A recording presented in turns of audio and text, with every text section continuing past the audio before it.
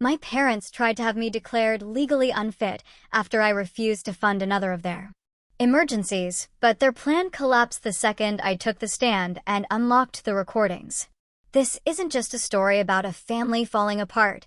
It's about a family trying to erase me, simply because I finally dared to say no. What I thought was just a minor disagreement with my parents escalated into a full-blown war for my sanity, my finances, and my entire life.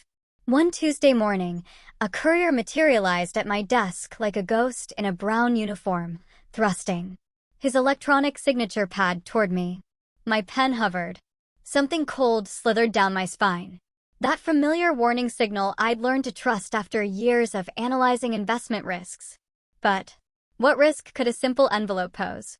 I scrawled my signature, and he handed over a crisp manila envelope. Peterson and Walsh, attorneys at law. My colleague, Steve, peered over his monitor, brows furrowed. "Everything okay, Camille?" "Fine," I murmured, turning the heavy, expensive paper in my hands. It felt thick with unspoken threats. The first line of black text punched the air from my lungs. Petition for conservatorship. My fingers went numb. The words blurred, then snapped into devastating focus. Mental instability. Financially reckless behavior. Immediate intervention required. The date was yesterday. The petitioners? Susan Morgan and Daniel Morgan. My own parents. Coffee churned in my stomach. I pushed back from my desk, the wheels of my chair squeaking, and practically ran to the bathroom. The door clicked shut, the sound echoing off pristine tiles. I gripped the marble counter, staring at my reflection. Same navy blazer. Same neat bun. Same composed expression I'd perfected through countless client meetings. And yet, I felt utterly shattered. 7 days. That's all it had taken them to do this. Last Sunday's dinner flashed through my mind. Mother's dining room, gleaming silverware, pressed linens. The neighbors had unexpectedly dropped by, as they always did when Blake was pitching his latest scheme. There were the practiced smiles, the choreographed small talk. The Morgans, Mrs. Henderson had gushed, such a lovely, close-knit family. If she'd looked closer, she might have seen Mother's fingers drumming against her wine glass. Father studying his coffee cup as if it held tomorrow's stock prices. The sharp angles of Blake's smile, lounging in his usual spot, 1 foot propped on the antique ottoman. Mother, usually guarded like a sentinel. It's revolutionary, Blake had announced over dessert, that familiar manic energy buzzing in his voice. An entrepreneur platform that connects visionary startups with what? The words had slipped out before I could stop them. With other people's money? Mother's spoon clinked against her crystal dessert bowl. Camille. But something had shifted inside me, a lifetime of careful compliance crumbling like the untouched tiramisu before me. How much this time, Blake? He blinked, that practiced innocence I'd watched him perfect since childhood. Just 18,000. Seed money, really? A drop in the bucket for someone like you, sis? No. The word fell between us like a stone in still water. Mother's teacup froze halfway to her lips. Father's newspaper crinkled as his hands tightened. No? Blake's voice climbed an octave. What do you mean? No? I mean no. Not this time. Not ever again. Mother set down her cup with deliberate precision. Camille, dear, after everything we've done for you, everything you've done. The laugh that burst from me sounded foreign, almost wild. Let's talk about what you've done. Connect Circle. $8,000. Mine Thrive. 10,000. Legacy Lane. Another 18,000. All my money funding Blake's ventures. Remember when you took 8,000 from my college fund without asking? For Blake's emergency. You think you're better than family now? Blake's face flushed red.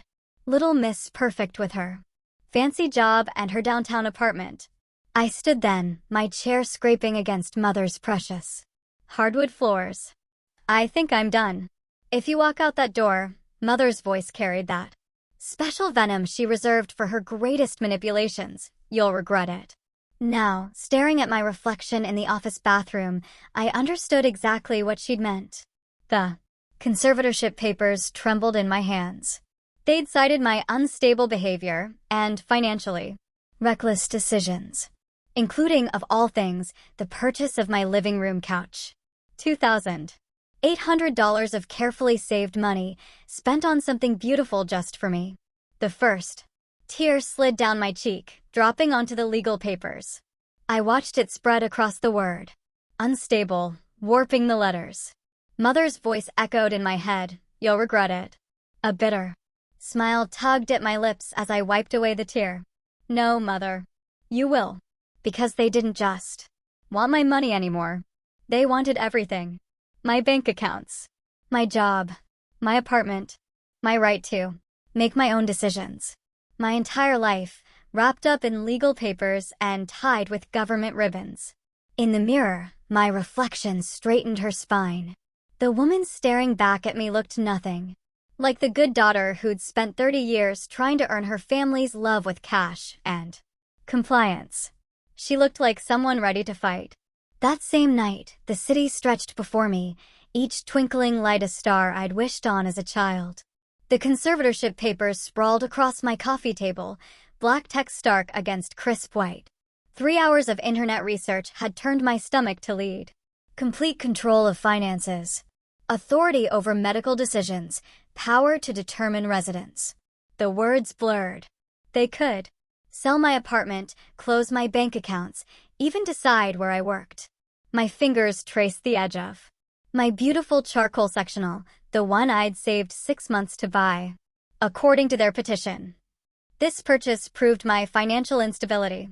Grandmother's voice whispered from memory, "Watch how Susan treats her sister Eleanor." The words carried new weight now, heavy with the warning I'd been too young to understand. My mother hadn't just pushed her sister away. She'd erased her. My laptop screen glowed with tabs of legal articles, but my mind wandered back through years of calculated exploitation, each memory rising like bile. Age 13. Standing in the driveway, birthday card from Aunt Margaret still warm in my hands.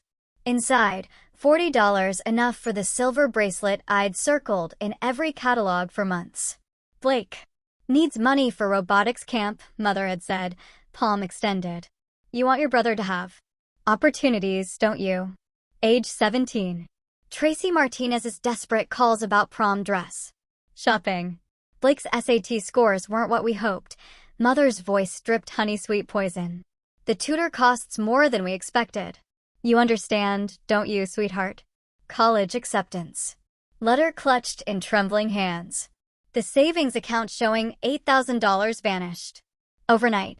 "Your brother had an emergency," Father mumbled, eyes fixed on his newspaper. "Family helps family."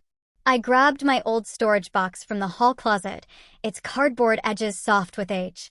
Inside, a stack of bank statements told the story in merciless detail. Connect Circle, $8,000. Blake's social media platform for conscious entrepreneurs lasted 3 months before the domain expired. MindThrive, $10,000. His meditation app that never made it past the planning stage. Legacy Lane, $18,000.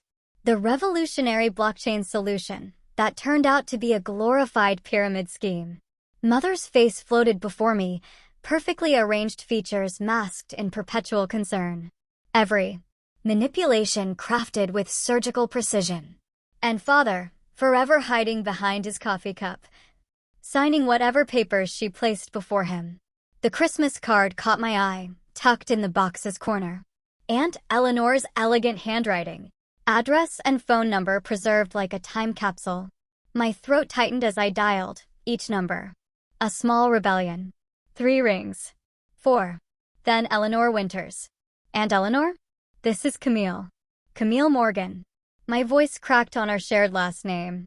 Silence stretched between us, thin as tissue paper. Then, soft and wondering, "You sound just like your grandmother. I need help." The words tumbled out, years of careful control crumbling. "They're trying to take everything." Mother and Father filed for conservatorship, claiming I'm mentally unstable because I Wouldn't give Blake more money, and I don't know what to do, and slow down, sweetheart. Her voice carried steel beneath its gentleness. I'm an attorney. Elder law specialist, actually. Tell me everything. The story spilled out in raw, messy chunks. With each detail, her breathing grew. More controlled, more purposeful. I was erased from the family too, she said finally. Susan didn't want anyone questioning her authority, especially not a sister who saw through her games. How bad is this? I whispered. The conservatorship? Bad. Papers rustled on her end. They could control your bank accounts, your job, where you live. They're already laying groundwork, I'm guessing. Susan's calling your workplace, expressing concerns about your mental state. My hand flew to my mouth. Karen from HR had mentioned a worried call from your mother just that morning. Your friend's getting strange calls too. Tracy's voicemail flashed through my mind. Your mom called. She's really worried about you. Are you okay? I know someone, Eleanor said. Martha Reynolds. Specialized attorney who handles cases like this. We should meet. Tomorrow, if possible. The next day after work, I sat in Martha's office, walls lined with law degrees and case citations. Her eyes sparked as she reviewed the documents. This is one of the most blatant abuse attempts I've seen. She tapped her pen against the petition. Financial exploitation masquerading as concern. We'll file a motion to delay the hearing, gather evidence of their pattern of behavior. Relief loosened my shoulders, but Eleanor's frown stopped it cold. There's something about the timing that doesn't add up. She pulled an old photo from her briefcase, mother and father on their wedding day. Camille, have you ever seen your original birth certificate? The question hit like a slap. Only. The copy mother keeps in the family files. Why? Eleanor's eyes met Martha's. Something unspoken passed between them. Because, Eleanor said carefully, I think we've just scratched the surface of Susan Morgan's lies. We talked about our future arrangements and I went home, trying to find more evidence for their lies, but I couldn't shake off the strange feeling of their look and the growing suspicion of a deeper web of lies. The following morning, the voicemail light on my office phone blinked red, a digital heartbeat of dread. 3 messages since lunch.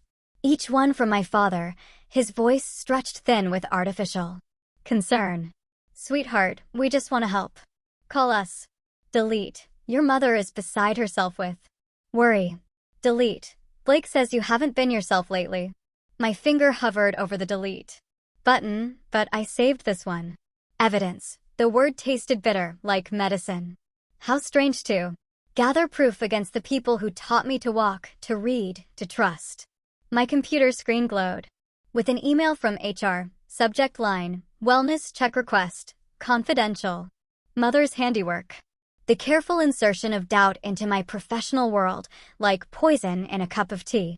Your dedication to maintaining normalcy is admirable, wrote Susan Morgan, concerned parent, but perhaps masking deeper issues. I printed the email, added it to the growing folder on my desk, labeled with today's date. Inside, screenshots of Blake's social media posts about his troubled sister, time-stamped voicemails from mother about my concerning behavior, bank records showing years of one-sided financial support. My phone buzzed. A text from Rachel, my college roommate. Blake stopped by the cafe. Said you're going through something? Call me. The walls of my office shrank. I grabbed my keys, my coat, the evidence folder. The elevator felt too small, too slow. In the parking garage, I leaned against my car, gulping autumn air that tasted like metal. Camille. Eleanor stood beside her silver Volvo, briefcase in hand. My aunt's presence steadied me, a lighthouse in the storm. They're moving faster than we expected, she said, studying my face. Let's go see Martha. Martha Reynolds' law office smelled like leather and lemon polish.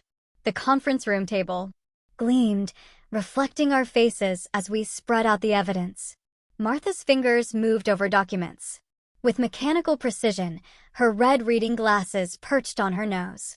They're creating a paper trail, she said. Every call, every post, every concerned inquiry builds their narrative of instability. She tapped my bank statement. But this tells a different story. 10 years of systematic financial pressure. Eleanor's joy tightened. The emergency hearing is tomorrow. Susan's pushing to expedite everything.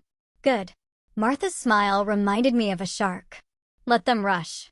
Desperation makes people sloppy. The next morning, Courtroom loomed like a church. Dark wood panels. High ceiling. The same judge who had approved 3 of Blake's bankruptcies. Mother sat in the front row, wearing her Sunday best. Pearl earrings, subtle makeup, gold cross necklace. The perfect picture of maternal worry. Blake slouched beside her in a suit that cost more than my monthly mortgage. Father shifted in his seat, tugging at his collar, eyes down. The family tableau, arranged for maximum sympathy. Your Honor. Mother's voice quavered with rehearsed emotion. We've watched our daughters decline with growing alarm. The isolation. The erratic spending. The sudden hostility toward family. My hands clenched under the table. Eleanor touched my arm, steadying me. Blake took the stand next, his testimony a masterpiece of concerned brotherhood. She works constantly. Lives alone. Barely calls anymore. Last month she spent almost $3,000 on a couch. It's not like her, Your Honor. We're worried she's having some kind of breakdown.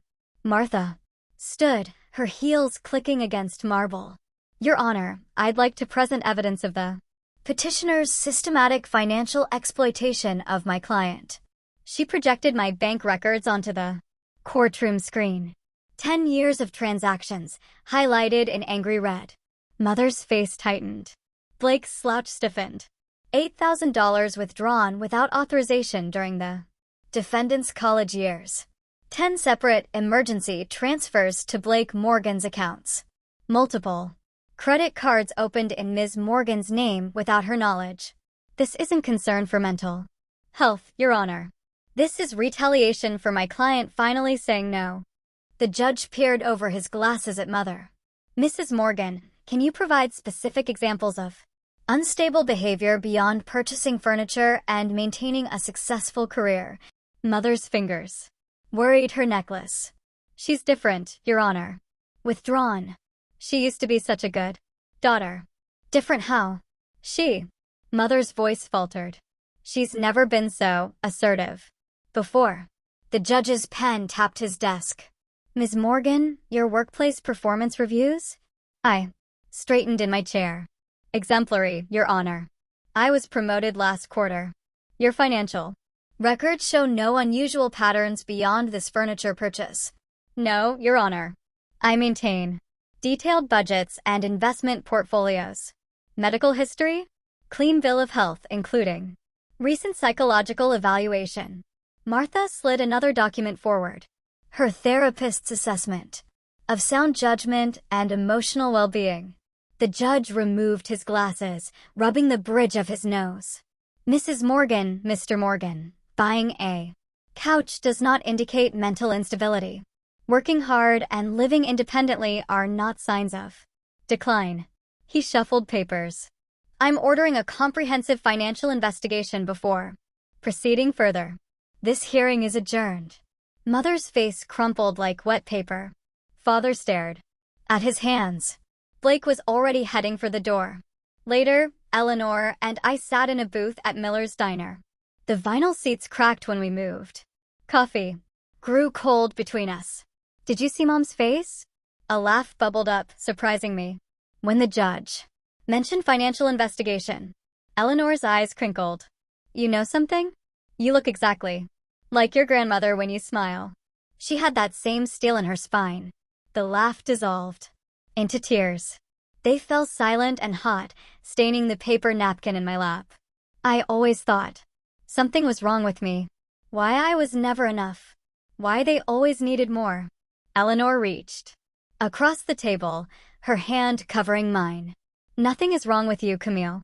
Something is wrong with them. That evening, Eleanor made calls to old family connections while I sorted through decades of documents. The truth of us, written in paper and ink. Mother's careful cursive on birthday cards. We know you'll do the right thing, sweetheart. Blake's hasty scrawl on IOUs. Just until my next big break, sis. Later at my home, Martha's email arrived at midnight. She was requesting sealed records from the family trust. Something about the timing nagged at me, an echo of Eleanor's earlier questions. I focused on more documents, searching for what I was missing, but unsuccessfully. The next morning, my phone lit up. Eleanor. Camille. Her voice sounded strange, tight with something I couldn't name. The court records just arrived. You need to see this. Right now. What is it? Paper rustled through the speaker. 2 birth certificates. The original and a legally altered version from 1998. The floor shifted under my feet. What do you mean, altered? Come over. There's something you need to know about who you really are. I called my team to say I couldn't make it today due to a family emergency, so I went straight to my aunt's office. An hour later, the birth certificate trembled in my hands. 2 versions lay side by side on Eleanor's mahogany desk, stark government letterhead announcing 2 different truths, 1992 original. Filing, Eleanor murmured, tapping the first document. And 1998 revision. Her finger slid to the second paper, where Daniel Morgan's name replaced a different father's signature. My stomach clenched. They changed it without telling me? There's more. Eleanor pulled another stack of papers from her briefcase. Your grandmother's will and trust documents. Half of a $400,000 family trust was earmarked specifically for you. The room tilted. I gripped the edge of her desk, studying myself. What happened to it? Eleanor's face hardened. Our forensic accountant traced every disbursement. Blake received 90% of the funds over the past 8 years. The rest went to covering his legal fees when those ventures collapsed. A bitter laugh escaped me. So that's where his startup money came from. My inheritance. The phone on Eleanor's desk buzzed. Her secretary's voice crackled through the speaker. Mrs. Morgan. On line 1. She says it's urgent. Decline, Eleanor said. And Sarah? No more calls from the Morgan family unless it's through their attorney. The line clicked dead. Eleanor leaned back, studying me. They're getting desperate. Daniel called me directly this morning, pleading to keep this private. As if privacy was ever about protecting you. I pulled up Blake's Facebook profile. On my phone, the posts from last week about my concerning behavior and mental health crisis had vanished. My brother, ever the opportunist, was already scrubbing his digital trail. Their attorney sent this an hour ago. Eleanor slid a thick envelope across her desk. Settlement. Offer with a non-disclosure agreement. Very generous terms, apparently. I didn't touch it. They're scared. They should be. Eleanor's smile held no warmth. Susan's bridge club suddenly has scheduling conflicts. Blake's investor meetings keep getting canceled. Even Daniel's colleagues are starting to whisper. The carefully constructed Morgan family image was cracking. No wonder Mother looked haunted at the country club last weekend, her usual crowd suddenly finding urgent business elsewhere. Martha filed our counter-petition this morning. Eleanor pulled up a document on her computer, turning the screen so I could see. Full financial audit. Investigation into fraudulent documents. And a subpoena for Jessica. My head snapped up. Blake's ex-girlfriend? Why? Because she witnessed him stealing your identity. Credit cards, loan applications. Eleanor's eyes gleamed. And she's finally ready to talk. The familiar ding of an incoming email cut through the tension. Eleanor clicked, then let out a low whistle. Well, Susan just had a panic attack when they served her the financial investigation. Notice. They took her out of the country club in an ambulance. Is she okay? The question slipped out before I could stop myself. She'll live. Unlike her reputation. Eleanor's voice softened. You don't have to care about them anymore, Camille. They certainly never cared about protecting you. My phone buzzed. Daniel's number flashed on the screen, followed by a text. *, your mother went too far. I'm sorry. Asterisk, little late for that, I muttered, declining the call. Eleanor's secretary buzzed again. Blake Morgan's attorney just withdrew from the case. And Mr. Morgan Sr. is in the lobby. He's quite insistent about speaking with Ms. Winters. I met Eleanor's questioning look and shook my head. I can't. Not yet. She nodded, pressing the intercom. Tell Mr. Morgan our schedule is full. He's welcome to contact Martha directly. Through the frosted glass walls of Eleanor's office, I watched Daniel's silhouette hesitate, then slowly walk away. His shoulders slumped in a way I'd never seen before. They're unraveling, Eleanor observed. Susan and Daniel were screaming at each other outside the courthouse this morning. Blake's gone completely. Dark won't answer anyone's calls. And your parents' friends are starting to reach out to me. Privately. My phone buzzed again. Another text from Daniel. There are things you should know. I started to delete it, then stopped. What aren't they telling me? We're about to find out. Eleanor glanced at her watch. Jessica should be here any minute. Right on cue, a soft knock at the door. Eleanor's secretary ushered in a petite woman with anxious eyes and perfectly manicured nails. Jessica looked exactly as I remembered her from Blake's college graduation, down to the nervous habit of checking over her shoulder. Thank you for coming. Eleanor gestured to the chair beside me. You're safe here. Jessica perched on the edge of the seat, clutching her designer purse like a shield. Her eyes darted between us before fixing on the floor. Blake didn't just use your identity for credit cards, she whispered. With trembling fingers, she withdrew a flash drive from her purse and placed it on Eleanor's desk. The small device seemed to pulse with dark possibilities. He's been doing it to others too. The words hung in the air like smoke, acrid and suffocating. I stared at the flash drive, remembering every time Blake had borrowed my laptop, every casual request for my social security number, for insurance paperwork, every joke about how he could forge my signature better than I could. How many others?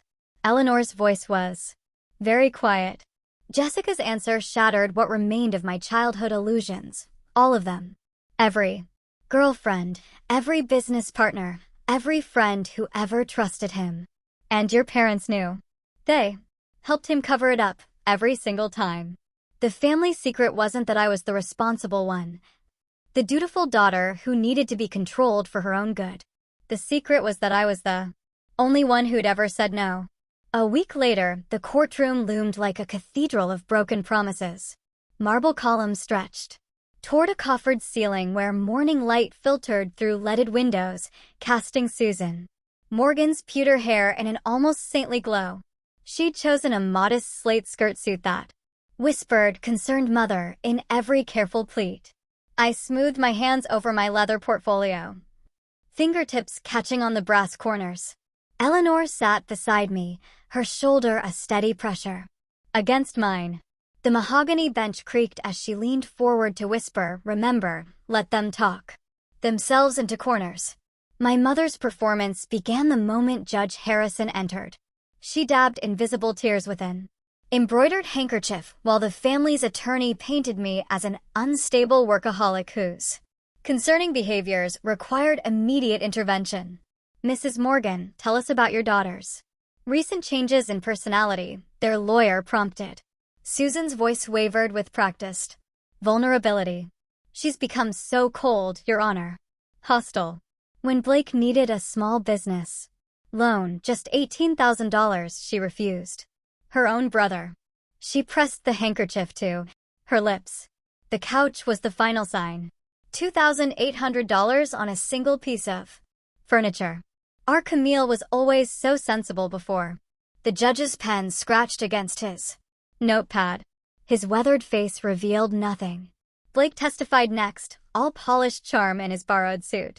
I've watched my sister spiral for years, he said, hands spread in rehearsed concern. The isolation, the obsession with work, the paranoid accusations about money. He shook his head. We just want to help before she loses everything. Daniel shifted in his seat, tugging at his collar. When called to testify, his voice emerged thin and distant. We've had growing concerns. For years, really. The way she lives alone. Works such long hours. Their family doctor droned about stress-related concerns noted in my chart. A parade of carefully selected character witnesses described my worrying transformation. From dutiful daughter to cold career woman. I watched it all through a lens of crystalline rage. Each lie another brick in the wall they'd built to cage me. Eleanor's hand found mine under the table when Susan's lawyer moved to seal the proceedings to protect Camille's privacy. The judge denied the motion with a sharp rap of his gavel. Then Martha Reynolds rose, my portfolio in her hands. Your Honor, we've prepared a comprehensive response to these allegations. She placed a thick binder before him. But first, I'd like to address a rather shocking discovery about the Morgan family dynamic. Susan's spine stiffened. Daniel's face drained of color. Martha's heels clicked against marble as she approached the bench. Exhibit A, DNA results confirming Daniel Morgan is not Ms. Morgan's biological father, despite his name appearing on modified birth records in 1998. She turned to face my parents. Would anyone care to explain why these documents were altered? The courtroom air grew thick with unspoken accusations. Susan's handkerchief trembled. Moving to Exhibit B, Martha's voice cut through the silence. Financial forensics detailing. Systematic misappropriation of a trust fund meant for Camille Morgan. She placed another document before the judge. For $100,000, Your Honor. Diverted to Blake Morgan's failed business ventures over 8 years. Blake's charm cracked. He shot a panicked look at Susan. Exhibit C. Martha nodded to the bailiff, who opened the courtroom doors. Jessica Chin walked in, her dark eyes fixed on Blake. Testimony regarding Mr. Morgan's pattern of identity theft, beginning with his sister's social security number. Objection. The family's lawyer surged to his feet. This witness is perfectly relevant, Judge Harrison cut in, given the Morgan family's claims about their daughter's financial judgment. He gestured for Jessica to take the stand. She spoke quietly but firmly about Blake using my information for credit cards, loans, even apartment applications. About overhearing Susan coaching Blake on how to phrase his emergency requests.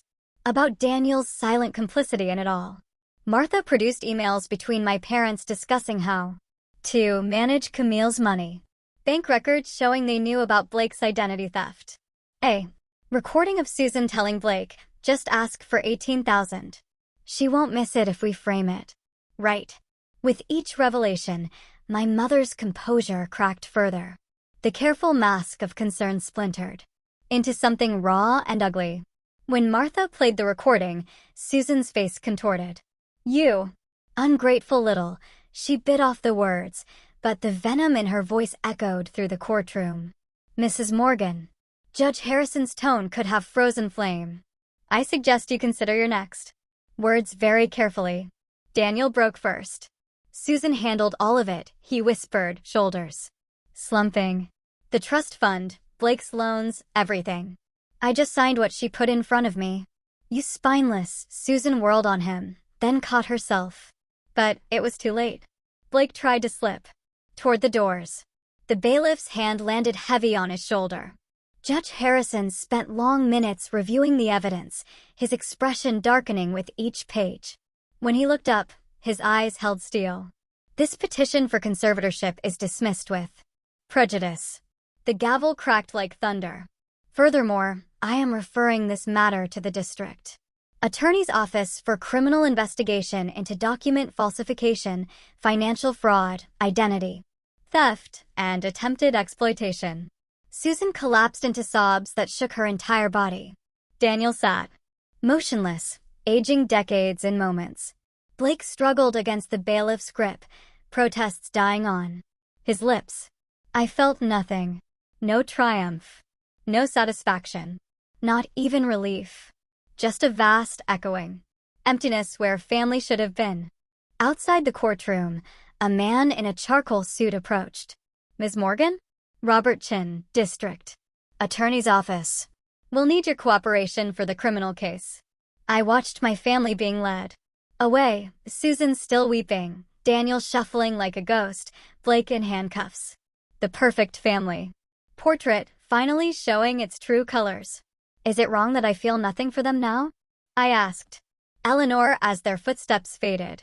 She squeezed my shoulder. No, honey. Sometimes nothing is the healthiest thing you can feel. The morning light spilled through the courthouse windows, painting long shadows across marble floors. Somewhere in the city, my empty apartment waited. My expensive couch. My quiet, peaceful life that belonged only to me. I straightened my spine and turned away from the shadows. There would be paperwork to file, statements to give, a long road of legal proceedings ahead. But for the first time since the courier had appeared at my desk with that manila envelope, I could breathe. They had tried to declare me unfit. Instead, they had made me free. And I vowed that the coming year would be dedicated to keeping both my freedom and my peace. A year later, the city stretches before me like a glittering promise, each light a star I can finally reach. Through the floor-to-ceiling windows of my new apartment, Chicago unfolds 40 stories below, a testament to possibilities I never dared imagine a year ago. My fingertips trace the elegant frame holding my name change certificate. Camille Winters. The glass reflects my smile. Genuine and unguarded. Gone are the stiff furniture pieces mother insisted would build character. In their place, artwork from local galleries brings warmth to pale walls. Travel photographs, my first solo trip to Vancouver, weekend escapes to small Midwest towns, tell stories of a woman who chooses her own adventures. The investment portfolio on my tablet shows numbers that once seemed impossible. Not just the trust fund restitution, but the fruits of a decade of careful planning. Each digit represents a choice, mine alone. A knock at the door announces Eleanor, holding a box of Earl Grey and wearing that knowing smile. I've come to treasure. Ready for this? The cardboard box by the fireplace holds the last fragments of Camille Morgan. Years of journals, their pages heavy with desperate wishes. Photos spanning 3 decades of calculated family portraits. Eleanor settles into the armchair nearby, her presence as steady as her legal strategies were brilliant. Listen to this gem. I pull out a journal from high school, its cover worn thin. Asterisk, maybe if I work harder, they'll love me like they love Blake. Asterisk, God, I actually believed that. The page catches quickly in the fireplace. Orange flames lick at teenage hopes, turning them to ash. Eleanor watches, her eyes bright with understanding. You know what your grandmother told me once? Some people mistake control for love because they never learned the difference. I feed another journal to the flames. Asterisk got promoted today. Susan called to remind me about Blake's new business idea. Only 10,000 this time. Asterisk, the paper curls and blackens. What? A bargain. My therapist's latest notes sit on the coffee table, marking progress in professional shorthand. Next to them, a news clipping. Local entrepreneur faces probation for identity fraud. Blake's mugshot glares up from the page, his trademark confidence finally cracked. Below that, the divorce filing, Susan Morgan versus Daniel Morgan. Turns out fraud charges have a way of straining marriages. Speaking of progress, Eleanor retrieves a small velvet box from her bag. I had this restored. The ring catches light from the fireplace, grandmother's wedding band, its Art Deco design delicate against my palm. How did you? Found it in a safety deposit box with her original will. She wanted you to have it. Eleanor's voice carries the weight of vindication. Susan could hide the truth, but she couldn't erase everything. Later that evening, my living room fills with the kind of laughter that comes from genuine joy, not social obligation. My closest friends raise glasses, their warmth having nothing to do with the wine. To the family we choose, Eleanor proposes, not the family we're given. The foundation. Paperwork sits on my desk, waiting for Monday signatures. Financial Abuse Recovery Network. Simple. Letterhead, profound purpose. Yesterday, I spoke at my first support group. Watched understanding dawn in another woman's eyes as she recognized her own story in mine. Handed her Martha's card. Watched hope replace resignation. The letter arrives on a Tuesday. Daniel's handwriting on the envelope, slanted and uncertain. His words probably mirror the same uncertainty, explanations, apologies, requests to meet. The paper feels expensive, like mother's dining room stationery. I stand at my window, Chicago spread out. Below, like a map of possibilities. The sunset paints everything in shades of promise. Without opening the letter, I walk to the building's mail room, drop it in the return box, and feel nothing but peace. My grandmother's ring catches the last light as I step onto my balcony. The city awakens. For evening, each light below marking someone's story, someone's truth. My new journal waits inside, its first page already bearing witness. Today begins the rest of my life. Stars emerge above the skyline, impossibly bright against the urban glow. The wind carries autumn's first hint of crispness, and I breathe it in deeply. Mother always said Morgan women don't stand alone on balconies at night. But I'm not a Morgan anymore. I'm Camille Winters, and I'm exactly where I belong. Sometimes family isn't your safe place. It's your test.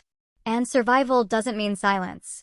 It means finally choosing yourself, loudly, legally, and without apology. A shooting star streaks across the sky, and for the first time in my life, I don't waste a wish on anyone's love but my own.